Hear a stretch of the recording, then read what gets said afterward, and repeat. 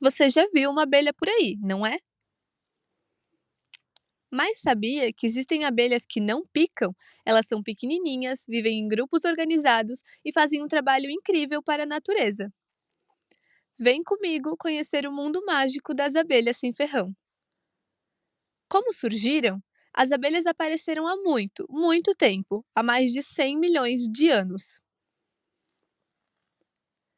Isso foi lá na época dos dinossauros, no período chamado Cretáceo.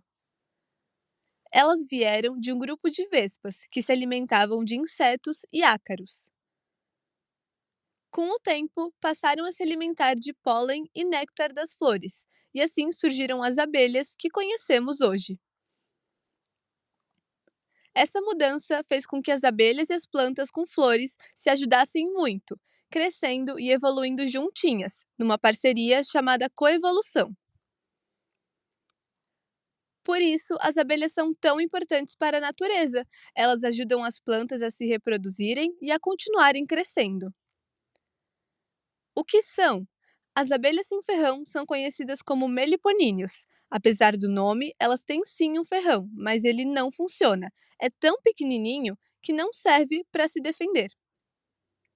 Por isso, elas criaram jeitos bem criativos de se proteger. A abelha arapuá, por exemplo, gruda nos cabelos de quem chega perto da colmeia. E a abelha caga-fogo solta um líquido que arde como pimenta. O Brasil é um dos países com mais abelhas no mundo. São mais de 300 espécies diferentes só de abelhas sem ferrão. Essas abelhas são nativas do nosso país, ou seja, nasceram e cresceram aqui, fazendo parte da nossa natureza há muito, muito tempo. Como se organizam? As abelhas sem ferrão são super organizadas. Elas vivem em grupos chamados colônias, que são como uma grande família morando numa casa especial, a colmeia. Lá dentro existem três tipos de abelhas: a rainha, as operárias e os zangões. Cada uma tem um papel muito importante. A rainha é a chefe, que põe os ovos que vão virar novas abelhas.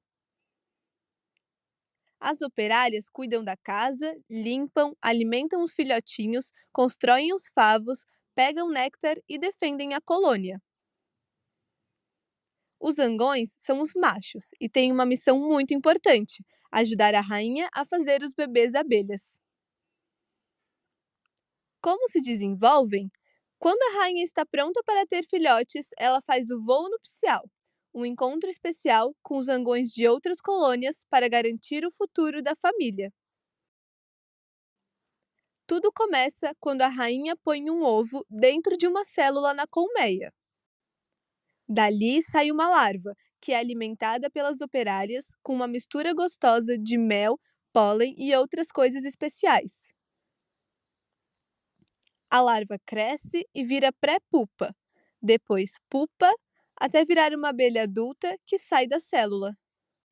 Depois desse voo nupcial, os zangões morrem e a rainha volta para cuidar da colônia. O tempo desse processo muda de acordo com a espécie, mas nas abelhas melipona, que são as mais comuns no Brasil, demora cerca de 42 dias. Depois de adulta, a operária vive cerca de 50 a 60 dias. O zangão vive menos, de 10 a 15 dias. E a rainha pode viver até 2 ou 3 anos. Você está gostando de conhecer e entender melhor as abelhas sem ferrão? Então vem comigo que eu vou te mostrar um pouco mais. As abelhas têm um trabalho muito importante. Elas ajudam as plantas a crescerem e se multiplicarem. Esse trabalho se chama polinização e é fundamental para manter as florestas e as plantas saudáveis. Elas carregam o pólen de flor em flor, e sem elas, as matas não se renovariam direito. E muitas frutas e verduras que a gente come ficariam escassas.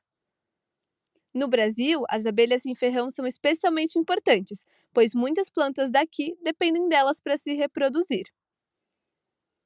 Por isso, cuidar das abelhas é cuidar da natureza e do nosso alimento.